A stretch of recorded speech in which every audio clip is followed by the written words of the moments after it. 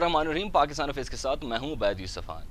1 نومبر 2020 کو جناب عمران خان صاحب نے اقوام متحدہ کی قراردادوں کو مد نظر رکھتے ہوئے گلگت بلتستان کو عبوری صوبہ بنانے کا اعلان کیا. عبوری صوبہ بنانے کے لیے آئین کی جو شق استعمال ہوگی وہ شق نمبر 51, 257 اور 258 میں ترمیم کر کے اس کو بنایا جائے گا. اگر میں آپ کو تھوڑا بہت گلگت بلتستان کے بارے میں بتاتا چلوں تو گلگت بلتستان کی کل آبادی 14 لاکھ کے قریب ہے، جس میں سے 7,45,000 رجسٹرڈ ووٹرز ہیں. وہاں پہ کل 3 ڈویژن، 14 اضلاع، جس میں سے 24 جو ہیں وہاں پہ حلقوں میں انتخابات ہوں گے، جس میں سے پی ایم ایل این کے ٹوٹل 18، پیپلز پارٹی کے 22 اور پاکستان تحریک انصاف کے ٹوٹل 24 امیدوار آمنے سامنے ہوں گے. ان 24 انتخابی نشستوں کے علاوہ 6 خواتین کے لیے اور 3 ٹیکنوکریٹس کے لیے مخصوص نشستیں ہوں گی، جس میں سے ٹوٹل کل ملا کے آزاد امیدوار اور باقی پارٹیز کے امیدواروں کو ملا کے ٹوٹل 330 امیدوار آمنے سامنے ہوں گے.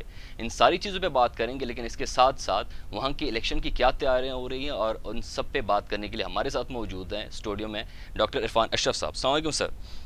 ڈاکٹر عرفان صاحب بتائیے گا سب سے پہلے عبوری صوبہ ہوتا کیا ہے اور اس سے مسئلہ کشمیر کا اس پہ کیا اثر ہو سکتا ہے اور کتنا افیکٹ ہو سکتا ہے، وہ ذرا بتائیے گا. صاحب یہ بڑا امپورٹنٹ کوشچن ہے اور بڑا بیسک سوال ہے. بیسکلی لفظ عبوری جہاں بھی استعمال ہوتا ہے اس کا مطلب ہوتا ہے کچھ وقت تک، ٹل ڈیٹ. ٹھیک. یہ عبوری ہے بیسکلی مسئلہ کشمیر کے حل ہونے تک. گلگت بلتستان کیونکہ مختلف لوگ ظاہر یہ کہتے ہیں کہ وہ ریاست جموں کشمیر کا حصہ ہے، لیکن میں آپ کی معلومات کے لیے اور دیکھنے والوں کے لیے کہ پورا گلگت بلتستان ریاست جموں کشمیر کا کبھی بھی حصہ نہیں رہا. گلگت بلتستان کے کچھ علاقے ریاست جموں کشمیر کا حصہ رہے، لیکن اس کے علاوہ باقی جو حصے تھے وہ میرا فونزا جو تھا بیسکلی اس کی سٹیٹ تھی. تو یہ ایک پہلا لمبی اور بڑی ڈیٹیل. اب یہ کہنے کا مقصد نہیں کہ 1947 میں جب آزاد کشمیر سے انہوں نے آزادی لی تو وہ مکمل گلگت بلتستان نہیں تھا، کچھ مخصوص علاقے تھے. مہاراجہ سے آزادی لی گئی جب بریگیڈیئر گنسارا سنگھ نے ہتھیار ڈالے جی بی اسکاؤٹ کے سامنے، تو تب بھی جو میرا ہنزا تھے وہ اپنی ایک پرنسلی سٹیٹ رکھتے تھے، جو آج بھی ہنزا آپ جاتے ہوں گے تو ہنزا کے نام سے جو ہے تو وہ میرا فنزا تھے. اسی طریقے سے جو یہ کچھ علاقہ تھا دریا کے اس پار والا جو ریاست جموں کشمیر کے ساتھ شامل تھا، جس میں کچھ چلاس تھا، چلاس سٹی، اور اس طریقے سے کوئی 2-4 اور اس کے علاقے تھے. باقی دریا کے اس پار والے یہ جو سکردو ہے، یہ سارا جو بلتستان ہے، یہ پورا ریجن اس وقت ہمارے پاس نہیں تھا، ریاست جموں کشمیر کے ساتھ نہیں تھا. بہرحال اب عبوری آئینی صوبے پہ آتے ہیں کہ اور لوگ یہ شور مچا رہے ہیں کہ یہ مسئلہ کشمیر کو اس نے ڈیمیج کیا. در حقیقت یہ یونائٹڈ نیشن کی ریزولوشن جو کشمیر پہ ہیں یہ ان کو وائلیٹ نہیں کرتا. وہ کیسے، میں آپ کو ایکسپلین کرتا ہوں. یو این کی جو ریزولوشنز ہیں وہ آپ کو یہ اختیار دیتی ہیں کہ آپ انتظامی ارینجمنٹ کر سکتے ہیں، ایڈمنسٹریٹو ارینجمنٹ. اس وقت جو جی بی آرڈر ہے اس کی کوئی ورتھ نہیں ہے جس کے تحت گلگت بلتستان کو رول کیا جا رہا ہے. وہاں ڈیولپمنٹ نہیں ہو سکتی، اس رول کے تحت وہاں کے لوگوں کے مطالبات پورے نہیں ہو سکتے.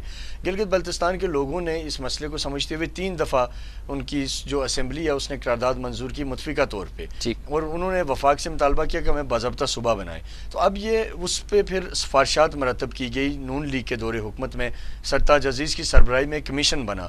اس کمیشن نے سفارشات دی، ان سفارشات کی روشنی میں یہ کہا گیا کہ اسے عبوری آئینی صوبہ بنائیں. اس سے نہ تو اس کی انٹرنیشنل جو حیثیت ہے وہ متاثر ہوگی، کیونکہ ایک ایڈمنسٹریٹو ارینجمنٹ ہے، یہ کوئی مرجر نہیں ہے. یہ کوئی آپ یہ نہیں کہہ رہے کہ ہم نے بس گلگت کو نکال دیا اور اب یہ صرف پاکستان کا حصہ ہے، یہ کشمیر مسئلے کے ساتھ نہیں ہے. ایسا نہیں ہے، یہ کشمیر مسئلے کے ساتھ ہے. جب بھی یونائٹڈ نیشن کی ریزولوشنز امپلیمنٹ ہوں گی، جس طرح اے جے کے لوگ ریفرینڈم میں حصہ لیں گے، آکوپائڈ کشمیر کے لوگ لیں گے، اسی طرح جی بی کے لوگ بھی حصہ لیں گے. تو یہ کشمیر کے ساتھ منسلک ہے، اس کا ووٹ کشمیر کے ساتھ پڑے گا یونائٹڈ نیشن میں. صرف یہ ایک انتظامی ارینجمنٹ ہے فار دا ٹائم بینگ، تاکہ وہاں ڈیولپمنٹ ہو سکے. یہ جو موجودہ جی بی رول ہے یا جی بی آرڈر ہے، یہ اس کی وہ کیپیبلٹی نہیں ہے کہ یہ وہاں کے لوگوں کے مسائل حل کر سکے. آپ نے ایک بات کی کہ وہاں پہ جو موجودہ جی بی آرڈر ہے اس سے وہاں کے لوگوں کو فیسیلیٹیٹ نہیں کیا جا رہا، پراپر طریقے سے ان کی نمائندگی نہیں ہو رہی. اگر عبوری صوبہ بن جاتا ہے تو اس سے وہاں کی عوام کو کتنی ریلیف مل جائے گی؟ جی دیکھیں، ایک تو پہلے پراپر آپ کی اسمبلی بن جائے گی، ایک بااختیار سی ایم ہوگا، ایک گورنر ہوگا، ایک پورا آپ کا کیبنٹ کا نظام ہوگا. فنڈز بڑھیں گے جو جیسے کہ دیگر صوبوں کو مل رہے ہیں اس ریشو سے. جب آپ نے خود فرمایا کہ 14 لاکھ کی آبادی ہے، تو اس ریشو سے جب فنڈز بڑھیں گے، جب سی پیک کے ڈیولپمنٹل پروجیکٹس وہاں پہ آپریشنل ہو جائیں گے، تو میں سمجھتا ہوں کہ گلگت بلتستان تو سی پیک کا گیٹ وے ہے اور ایک مثال بن جائے گا، ایک رول ماڈل بن جائے گا. اور یہ وہاں کے لوگوں کی آواز ہے اور درینہ مطالبہ ان کا. جب انہوں نے 1947 میں آزادی حاصل کی، تب بھی انہوں نے اپنا ایک ڈیلیگیشن بھیجا کراچی. اور انہوں نے کہا کہ ہم پاکستان کا باضابطہ آئینی صوبہ بننا چاہتے ہیں، انکنڈیشنل شامل ہوئے، اور 15 نومبر 1947 کو پہلا پولیٹیکل ایجنٹ گلگت آیا اور اس نے آ کے وفاق کی طرف سے اس علاقے کا نظام سنبھالا، اور اس کو فانا کہتے ہیں، فانا۔ تو اب یہ جو بیک گراؤنڈ ہے ان کا، بیک گراؤنڈ بڑا کلیئر ہے کہ گلگت کے لوگوں نے جو سیکریفائسز دی وہ پاکستان سے علاق کے لیے دی، پاکستان کے ساتھ اپنا وہ پراپر ایک کانسٹیٹیوشنل رائٹس چاہتے تھے۔ تو اب ایک بڑا وقت گزرا، 73 سالیں گزری، ان کو وہ رائٹس نہیں دیے گئے۔ تو اب پہلی دفعہ میں سمجھتا ہوں کہ ان کو کانسٹیٹیوشنل رائٹ مل رہے ہیں۔ یہ ان کی ڈیولپمنٹ، ان کی ایجوکیشن، ان کی ہیلتھ، ان کی زندگی کے ہر شعبہ جات کو امپروو کرے گا۔ ان کی وفاق میں جب نمائندگی ہوگی، ظاہر نیشنل اسمبلی میں ان کو آپ نمائندگی دیں گے، ان کو سینٹ میں نمائندگی دیں گے، تو ان کے جتنے گراس روٹ لیول کے مسائل ہیں، جو کوئی برج ہی نہیں تھا وفاق کے ساتھ، وہ پراپر ایک چیز بنے گی، ایک بااختیار ان کا ایک سیٹ اپ ہوگا۔ ان کی اس وقت آپ دیکھیں کوئی سپریم کورٹ نہیں ہے، ان کے معاملات بہت خراب ہیں۔ جب یہ آپ پراپر ان کو ایک آئین دے دیں گے، کانسٹیٹیوشنل پروونس دے دیں گے، چیزیں بہتر ہو جائیں گی۔ ٹھیک، بڑا بہترین کہا آپ نے کہ اگر وہاں کے عوام کے نمائندے خود یہاں پہ آ جائیں، سینٹ میں آ جائیں، نیشنل اسمبلی میں آ جائیں، اور ان عوام کے جو وہاں کے ایکچوئل مسائل ہیں ان پہ بات ہو سکے، تو یقیناً وہاں کے لوگوں کے مسائل حل ہو جائیں گے۔ آپ نے جیسے کہا کہ اس سے پہلے اس طریقے سے ڈیولپمنٹ وہاں پہ نظر نہیں آ رہی تھی، اس طریقے سے وہاں پہ پہلے جو لوگ وہاں پہ ایکٹیو تھے وہ نظر میں نہیں آ رہے تھے۔ اسی طریقے سے سیاسی سرگرمیاں بھی پہلے ہمیں گلگت میں نظر نہیں آ رہی تھی۔ ابھی جو وہاں پہ کرنٹ سچویشن ہے، پی ٹی آئی بھی وہاں پہ ایکٹیو ہے، مسلم لیگ نون بھی ہیں، بلاول بھٹو زرداری صاحب بھی کافی عرصے سے وہیں پہ مقیم ہے، اور ان کا کہنا ہے کہ میں الیکشن ہونے تک وہیں پہ رہوں گا۔ آپ کیا سمجھتے ہیں یہ جو پولیٹیکل سینیریو وہاں پہ جو ڈیولپ ہوا ہے اس سے پہلے جو دیکھنے میں نہیں آ رہا تھا، اس سے ہم کیا اندازہ لگا سکتے ہیں؟ گلگت کو پاکستان اور پاکستان کو گلگت کے ساتھ بڑا جوڑا نہیں جا رہا، اور اس کو پاکستان کا پراپر طریقے سے حصہ نہیں بنایا جا رہا؟ دیکھیے بڑے خوشائند ہے کہ ایک آپ کا ایک علاقہ جو کہ بالکل نظر انداز تھا، جہاں وفاق کی بھی کوئی ترجیح نہیں تھی، وفاقی جماعتوں کی بھی ترجیح نہیں تھی، اب یہ اس الیکشن کو لے کے سارے لوگ وہاں گئے ہیں اور اس کو ایک پولیٹیکل ہب بنا دیا گیا۔ تمام جماعتیں اپنے کمپین کر رہی ہیں، تینوں بڑی جماعتوں کے ووٹرز ہیں وہاں، of course M W M کے ہیں، میں خود گلگت گیا، ابھی پیپلز پارٹی کے ووٹرز ہیں، نون ہیں، پی ٹی آئی ہے۔ ابھی حالیہ جو گیلپ سروے آپ کی نظر سے گزرا ہوگا، اس میں انہوں نے پی ٹی آئی کو بڑی مقبول جماعت قرار دیا، اور اس کے بعد نون لیگ، پیپلز پارٹی کا کہا گیا، پھر نون لیگ کا ذکر ہو رہا ہے۔ تو بہرحال یہ خوشائند ہے کہ پولیٹیکل مین لیڈرشپ، مریم نواز، بلاول بھٹو اور اسی طریقے سے دیگر جو پی ٹی آئی کے لوگ وزراء ہیں، یہ وہاں موجود ہیں، پولیٹیکل کیمپین کا حصہ ہیں۔ یہ ایک خوشائند چیز ہے، اور اس سے میں سمجھتا ہوں کہ جی بی کے لوگوں کو انکریجمنٹ ملی ہے، انہیں حوصلہ ملا ہے، کیونکہ وہ بارہا یہ کہتے رہے کہ ہمیں پورے پاکستان سے الگ ٹریٹ کیا جاتا ہے۔ آزاد کشمیر کے لوگ تو ایک پراپر اپنا پولیٹیکل اسٹیٹس انجوائے کر رہے ہیں، کانسٹیٹیوشنل اسٹیٹس انجوائے کر رہے ہیں، ان کے پاس کوئی چیز نہیں تھی، ان کے پاس کوئی جاتا نہیں تھا۔ یہ پہلی دفعہ ہوا اور یہ بڑا خوشائند ہے۔ ٹھیک، ڈاکٹر صاحب آپ وہاں پہ گئے اور وہاں کے حالات آپ نے وہاں پہ دیکھے ہیں، وہاں کے الیکشن کو آپ کور کریں پراپر طور پہ، وہاں کے جو اس وقت سیکیورٹی کے حالات ہیں الیکشن کو مد نظر رکھتے ہوئے، اس کے بارے میں ذرا تھوڑا سا ہمیں بتائیں۔ دیکھیے گلگت بلتستان میں ہندوستان پہلے اتنا ایکٹیو نہیں تھا جتنا اب ہے۔ سی پیک کو جب سے انہوں نے آپریشنل اور فنکشنل ہوتے دیکھا، ان کی نیندیں اڑی ہوئی ہیں، تو وہ بالکل یہ چاہتے ہیں کہ کوئی ایسا سیکٹرین کلنگ کا کوئی ایسا معاملہ کیا جائے جس سے یہ پوری چیزوں کو ہم ڈائیورٹ کر سکیں۔ لیکن مجھے یہ امید ہے، اور گلگت بلتستان کے لوگوں کو بالخصوص ہم نے ان سے بھی پوچھا، تو انہیں اپنی لا انفورسمنٹ ایجنسیز پہ، افواج پاکستان پہ، قانون نافذ کرنے والے تمام اداروں پہ بڑا یقین ہے، اور میں سمجھتا ہوں کہ اس وقت تک جو الیکشن کمیشن گلگت بلتستان کی طرف سے جو ایک پراپر الیکشن کے دنوں کے لیے روڈ میپ دیا گیا ہے، وہ بڑا جامع ہے، وہ بڑا بہترین ہے، اور مجھے امید ہے کہ انشاءاللہ بڑا پیسفلی یہ گزر جائے گا، کوئی ایسا معاملہ وہاں نہیں ہوگا۔ ڈاکٹر صاحب گلگت بلتستان میں ایک مہینے پہلے تک وہاں پہ پیپلز پارٹی مقبول ترین جماعت تھی، ابھی جو سروے آپ نے جس سروے کا ذکر کیا اس کے مطابق پی ٹی آئی وہاں پہ بڑی ایکٹیو نظر آ رہی ہیں۔ الیکشن کو شفاف اور غیر جانبدار بنانے کے لیے وہاں پہ کیا اقدامات کیے گئے ہیں؟ دیکھیں میں گیا ہوں، میں نے وہاں بڑا نوٹس کیا دو چیزیں جو ہمیں ملک بھر کے الیکشن میں کم ہی ملتی ہیں۔ ایک تو یہ کہ بالکل فری ایک گراؤنڈ ہے سب کے لیے، تمام جماعتیں کیمپین کر رہی ہیں، کوئی کسی کے قدخن نہیں ہے، بلکہ میں نے ایک چیز نوٹ کی کہ حکومتی جماعت کو پھر بھی الیکشن کمیشن نے کافی کھینچا ہوا ہے، یعنی حکومتی جماعت جو وفاق میں ہے پی ٹی آئی کی، انہیں اس طرح سے ان کے زیادہ وزراء وہاں نہیں جا پا رہے، باقی چیزیں نہیں جا پا رہی، جبکہ آزاد کشمیر الیکشن میں آپ نے دیکھا ہوگا کہ پوری کی پوری نون لیگ وہاں جا کے بیٹھ گئی تھی۔ پچھلے نون لیگ جی بی الیکشن میں سیم تھا، پوری وفاقی کیبنٹ وہاں جا کے بیٹھی ہوئی تھی، یہاں تو ایک ہی وزیر گئے اور اس پہ بھی وہ ہوا تو نوٹس جاری کر دیا گیا۔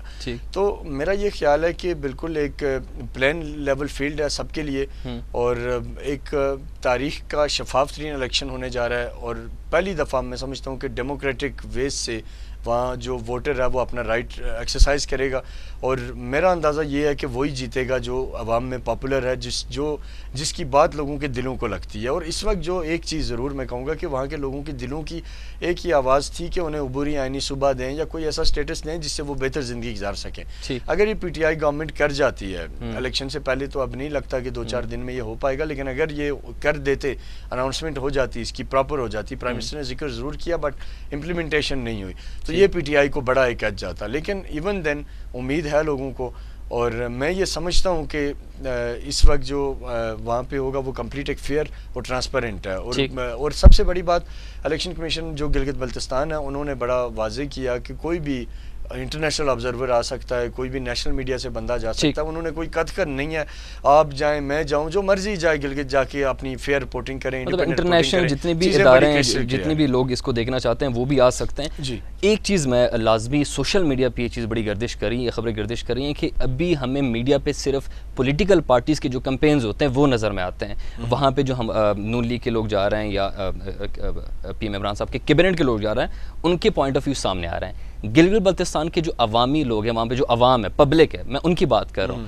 ان کا پوائنٹ آف ویو سامنے نہیں آ رہا، وہ کیا چاہتے ہیں ایکچولی، کیا وہ اس الیکشن کے حق میں ہے یا نہیں، یا جو آج کل اسلام آباد میں اور مختلف جگہوں پہ جو کشمیر میں کچھ تنظیمیں اٹھ کھڑی ہوئی ہیں کہ جی بی کے لوگ اس الیکشن کے خلاف ہیں، وہ ذرا مجھے بتائیے گا۔ دیکھیں، جی بی کے لوگ اگر الیکشن کے خلاف ہوں تو اب تینوں سیاسی جماعتوں کے جلسے اٹھا کے دیکھیں، تاریخی جلسے ہو رہے ہیں۔ میں سمجھتا ہوں کہ کراچی، اسلام آباد، لاہور، آزاد کشمیر میں اتنی، آپ کے کہنے کا مقصد یہ ہے کہ یہاں سے لوگ نہیں بلائے گئے ادھر، وہاں کی لوکل پبلک ہے، ان کے جلسوں کی بات کر رہا ہوں۔ ہاں، لوکل پبلک ہے بھائی، وہ ان کی اپنی لوکل چلاس میں، گلگت کے لوگ تو ماشاءاللہ دور سے دیکھیں پہچانے جاتے ہیں، تو وہ ان کی اپنی پبلک ہے، لاکھوں کی تعداد میں لوگ نکل رہے ہیں ایک چھوٹے سے علاقے میں، تو اس سے بڑی پولیٹیکل ایکٹیویٹی کیا ہو سکتی ہے، اس سے بڑا میسج کیا ہو سکتا ہے کہ وہاں کے لوگ اس پولیٹیکل پروسیس سے خوش ہیں۔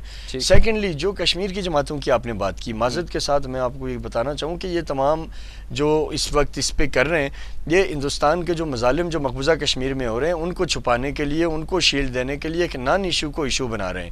بھائی، گلگت بلتستان کے لوگ جب خود یہ چاہتے ہیں، جب انہوں نے 3 بار متفقہ اسمبلی میں قرارداد منظور کر کے صوبے کی بات کی، جب اس کے اوپر سفارشات مرتب ہوئی، وہ اس کا حصہ تھے، نون لیگ کی گورنمنٹ میں یہ ساری چیزیں ہوئیں، حفیظ الرحمان جو ان کے سی ایم تھے ان کے دور میں ہوئی، جو اب شاید اس دفعہ میں بھی اپوزیشن میں ہوں، تو ان تمام چیزوں کا گلگت کے لوگوں کی جب مرضی ہے، ول ہے، یا تو کشمیر والے یہ کہیں کہ جی ہم کوئی بھی فیصلہ لے کے، کشمیر والوں سے مراد میں وہ 2-4 لوگوں کی بات کر رہا ہوں جو خود کو وہاں کے لیڈر کہتے ہیں، کومپرس جماعتیں، سب نیشنلسٹ جو ہیں، وہ یا تو یہ کہیں کہ بھائی ہم ہر ایک چیز اپنی مرضی مسلط کریں گے پوری دنیا پہ، وہ تو ایک الگ بات ہے۔ لوگوں کی ول اگر آپ چاہیں تو وہاں کے لوگ پاکستان کا پراپر صوبہ بننا چاہتے ہیں، آئینی عبوری صوبہ، تاکہ کشمیر کاز بھی اس سے متاثر نہ ہو اور ان کا جو رائٹس ہیں وہ بھی انہیں ملیں۔ کشمیر کی، آزاد کشمیر کی کوئی ایسی جماعت نہیں ہے، پولیٹیکل جماعت کہ جس کا کوئی گلگت بلتستان میں پوچھنے والا بھی ہو، کوئی ان کو ویلکم کرنے والا بھی ہو۔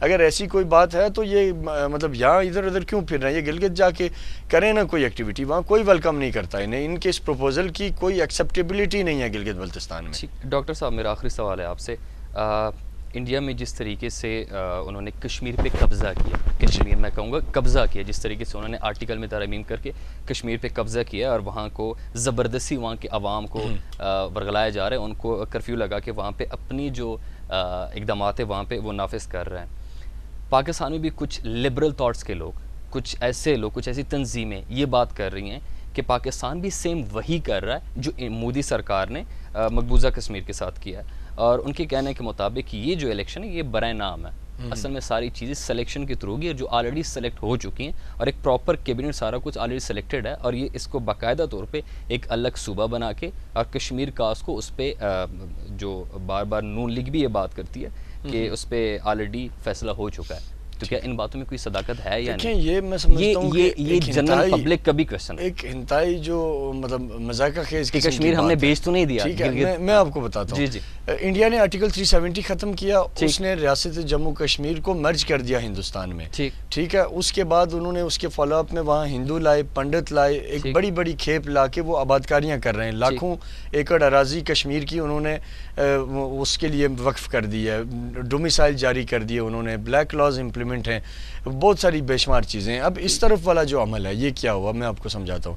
جی بی کو جو پروویژنل کانسٹیٹیوشنل پروونس بنایا گیا, یہ کشمیر کو, اس کو پاکستان میں مرج نہیں کیا گیا جی بی کو, یہ ایک عبوری سیٹ اپ دیا گیا ٹل دا ڈسپوزل آف کشمیر ڈسپیوٹ. جس دن مسئلہ کشمیر کا یونائٹڈ نیشن کی قراردادوں پہ عمل درآمد کا وقت آئے گا, پاکستان سٹینڈ ڈاؤن کرے گا, اس کو عبوری صوبے سے ہٹ جائے گا, اور گلگت کے لوگ بھی اس رائے شماری کا حصہ ہوں گے. جبکہ ہندوستان یہ نہیں کر رہا. ہندوستان نے آرٹیکل 370 35A کو مرج کر کے انہوں نے کہا ہے کہ جی یہ ہمارا حصہ ہے, اس میں کوئی رائے شماری نہیں ہوگی, کوئی ریفرینڈم نہیں ہوگا, کوئی یو این کی ریزولوشن نہیں مانتے ہم. یہاں تو یہ نہیں ہے. یہاں تو پرائم منسٹر عمران خان نے اپنی تقریر میں کہا ہے کہ ہم جو جی بی کو پروویژنل کانسٹیٹیوشنل پروونس بنا رہے ہیں, یہ ہم یو این کی ریزولوشنز کو دیکھتے ہوئے اس کی روشنی میں بنا رہے ہیں. اور یو این کی جو ریزولوشن ہے وہ آپ کو اختیار دیتی ہیں کہ آپ ایڈمنسٹریٹو ارینجمنٹ کریں. یہ جو اس وقت آزاد کشمیر میں پریزیڈنٹ پرائم منسٹر ہے, یہ ایڈمنسٹریٹو ارینجمنٹ ہے. جو جی بی میں گورنر سی ایم ہے, یہ ایڈمنسٹریٹو ارینجمنٹ ہے. یہ یو این کی جو ریزولوشنز ہیں ان کی وائلیشن نہیں ہے. وائلیشن وہ ہے جو ہندوستان نے کی. اس نے وہاں سے آرٹیکل 370 اور 35A کو ریووکیٹ کر کے اسے مکمل مرج کر دیا. تو یہ سمجھنے کی چیز ہے کہ ان دونوں میں زمین اور آسمان کا فرق ہے. یہاں تو کوئی مرجر کی بات ہی نہیں کر رہا نا. یہاں کون کہہ رہا ہے کہ گلگت بلتستان کشمیر کا حصہ نہیں ہے, یا کون کہہ رہا ہے کہ گلگت بلتستان کشمیر کے ساتھ ووٹ نہیں کرے گا یو این میں, یا کون کہہ رہا ہے کہ گلگت بلتستان ہمارا اٹوٹ انگ ہے. کوئی بھی نہیں کہہ رہا.